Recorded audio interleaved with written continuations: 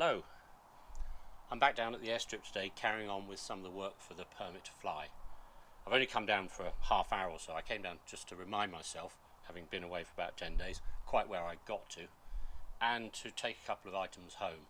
I'm still waiting for a fuel filter to arrive. I managed to order the wrong one just before I went away. I was being a bit of a bunny, but it should come in the next day or two, and then we'll look at the fuel tap and the carburetor and various other things. Anyway, I serviced the other Magneto on the day I forgot the camera, but this Magneto still needs a look at. So I'm just going to demonstrate how easy it is to clean the Magneto and the low tension system, which I do fairly regularly because it helps with the health of the Magneto and a good electrical path. I've taken the end cap off the Magneto. All that end cap does is earth the Magneto to or connect the Magneto to the ignition switch, which is then earthed. So now the Magneto is officially live, but there's no spark plugs in anyway, and it's got no fuel in, so I don't think it's going to run, not without a miracle. Anyway, I'll just demonstrate the advance and retard. So the throttle's closed at the moment. It all works through the throttle. It's sort of semi-automatic. So that's advanced, and that's retarded. The reason for having the advance and retard is to encourage the engine to idle slowly. If it's left at full advance, and I've tried this by disconnecting the advance and retard and then working it manually, then it idles at about 800 to 900 RPM, which gives a surprising amount of residual thrust. And in spite of being a very low-powered aircraft, it's got an enormous wing and it floats like hell. Probably wouldn't notice on something like a Luton Miner with a JAP engine because it's got all the aerodynamic qualities of a breeze block, but it certainly matters on the C3. We'll disconnect the advance and retard in a moment to clean the mag. The other thing this Magneto has is a impulse unit for easy starting, which is good. I'll show you in a moment.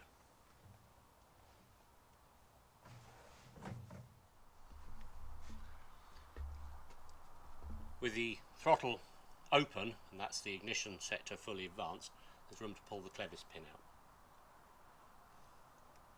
So without losing the little spring and the washer, take the pin out. Let's fold the mechanism out of the way.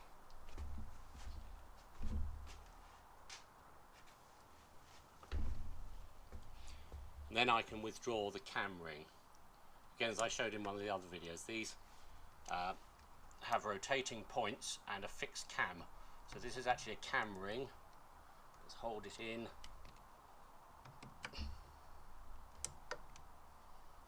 Might need to turn the prop to a better place so the cam's not interfering, and it should slide off. There we go.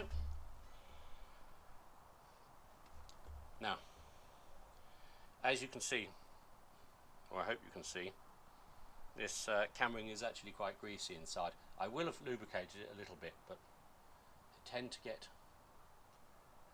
lubricant all over the place, so the main point of this little service is to clean off any excess and then lubricate again after quick inspection, and that way the excess lubricant doesn't get all over the bits it shouldn't and then cause trouble with electrical paths. With a small spanner I can undo the centre electrode and withdraw the whole points unit.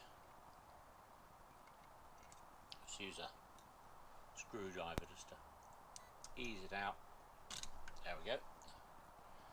So that's the points unit as I showed on the other film about magnetos. So what I'm going to do is clean the slip ring. I don't know whether you can see there, but the slip ring here that this brush runs on is quite dirty. So I'm going to clean that with some brake cleaner, but I'm not going to spray it everywhere. So I'll just spray some onto the rag. And then round the slip ring. And that's removed, well, anything grubby whatsoever. There we are. This was only done quite recently, certainly within the last 15-20 hours or so. Let's clean the outside there as well. That's just where the cam ring runs concentric. I can also clean the camera itself.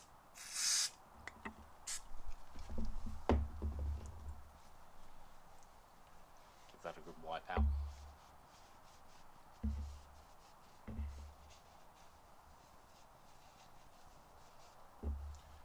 Again, I'll just put some lubricant back on when I need it. Now, I'm always a bit careful about spraying things all over points assemblies, etc. So I'm just, with a clean bit of the rag that I can feel has got the brake cleaner on, I'll just clean the back of the contact there, so I know that brush is nice and clean. Good. I'm not going to mess around with the gap. There's no reason for the gap to have changed. I did check the timing a little while ago with the bleak box and it was fine. And it's been running beautifully, so I'm not going to mess around with that at all. I'm just going to put that back in place. Oh. Use two hands. There we go.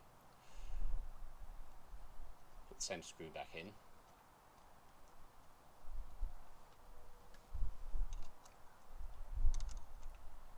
Tighten it up. There we go. That's fine. Camering can go back on. I'm just going to lubricate the other half of the camering, which is the bit that just runs on the outside of this brass bit here. I tend to use Vaseline for these sorts of things. It seems to lubricate well, and it's very safe to use. Anything you can rub on your engine or your rifle or indeed your willy is what you've got to be fairly safe. There we are. The camera goes back on there, and then I can put the pin back through there. I'm just going to get it. See if I can't drop it all over the place and make a complete idiot of myself. It's still fully advanced. You see, all this taking apart doesn't affect any of the timing of the magnetos. I don't know why that's not quite going in. There we go. In through there, in the little spring, the washer,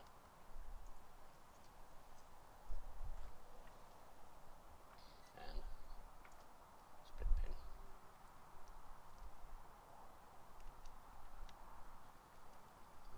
Fingers and thumbs today. There we go. Spread the pin. Good. Just before I put the end cap on, I'll show you the impulse unit in working. Now you'll see, even though I'm turning the propeller, the points aren't turning, the magneto's not turning, because the impulse unit, which is in here, is actually winding up. And so in a moment, there we are, clicks round. Of course, it clicks round, it's just past top dead centre when it clicks round, and it gives the armature and everything enough impetus to actually make a decent amount of electricity. You get a nice retarded spark just after top dead centre, which is brilliant. That's why it's very easy to start. It's a really good setup. I'll just do it once more. So of course it only fires once every revolution, this engine being a two-cylinder. It's only once every blade rather than, so yes, once every 360 degrees. So now it's winding up again. You see the points stop turning, even though the prop's moving, and just past TDC, click, there she goes. You actually see a spark then. Good, that's it. That's the magneto checked over. Just put the cap on. I had a bit of trouble with earthing a while back, and I actually decided to make wires. I don't use nasty fittings anymore. I actually form a loop on the end of the wire and then cover the whole lot in solder and make a one-piece wire. None of those nasty crimp-on terminals, horrid things. More trouble than they're worth. We're going to head to the workshop in a moment because I've got some more thoroughly tediously boring stuff to show you there. Just the last thing is to quick look at the spark plugs. Now that's a plug removed from the aeroplane. I haven't cleaned it, I've just checked the gap, that's all. And so that was the upper. This is the lower plug. It's slightly oily because I put some inhibiting oil in the engine before I went away. It wasn't like that before. You can see how clean running it is. The plugs have got absolutely no deposits on whatsoever. So I'm very pleased with the setup of the motor. and particularly the carburettor, which we're going to cover in a subsequent film. Anyway, to the workshop. This is another JAP engine that I rebuilt some years ago. It's destined for the Aeronca C2 that's in the next shed. It had a general overhaul, new bearings, pistons and various other bits. Didn't cost too much because I've got an awful lot of stock. I just put the mags on it this evening just to show the general layout in case it wasn't very clear when we were down in the hangar. So that's the impulse mag, that's the one, or identical to the one we were looking at this morning. It's got vernier drive coupling and this bevel gearbox that drives both magnetos from a common drive, which is an idler below the crank. And then it's got a non-impulse mag this side. Both of them have got vernier coupling, so there's a high amount of adjustment available. This is the advance and retard lever. I just dropped it into place. The reason the engine's in the workshop is actually I'm removing the dual ignition from this because, rather astonishingly, I recently came across part of an American engine including a very nice Bosch Magneto. This is the Bosch Magneto. It's a really lovely unit, enormous horseshoe magnet. It weighs quite a lot.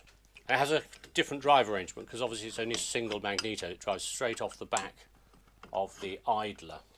I do probably have to change this back case because the back case for the single ignition engine is similar to that on the dual ignition engine, and then of course the dual ignition one has this, here we are, yet another spare. I told you I was a kleptomaniac.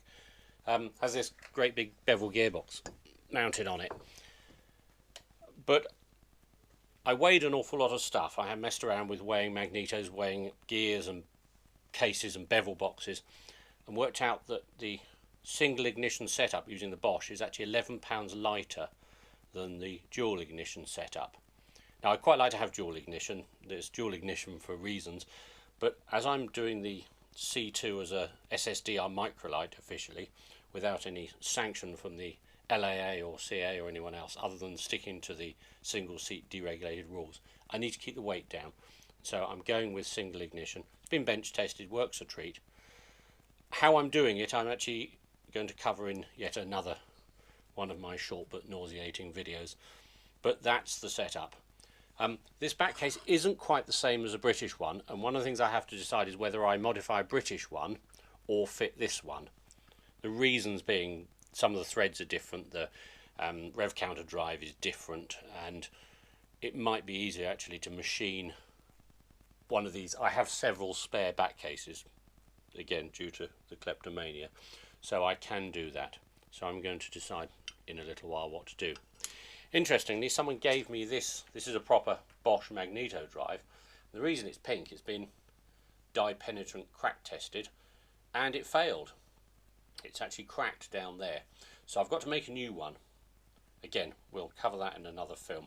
It's all quite a good fun exercise messing around with this, and of course as I'm doing it as a single seat deregulated machine, I just have to satisfy my own well, standards, if you can call them that. Anyway, I won't do anything too stupid. I don't really want to bend myself, and I'm sure my wife won't want me to either. The last thing we're going to look at is spark plugs, so let's go to the bench.